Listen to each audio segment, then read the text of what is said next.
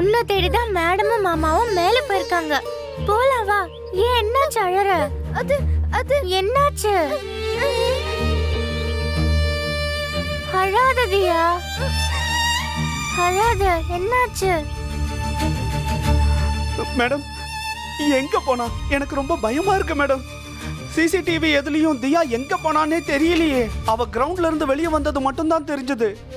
அதுக்கப்புறம் அவ எங்க போனானே தெரியலையே. எனக்கு ரொம்ப பயமா இருக்கு மேடம். நீங்க பதட்டப்படாதீங்க சண்முகம், நான் ஸ்டூடெண்ட்ஸ் கிட்ட விசாரிக்கிறேன். மாமா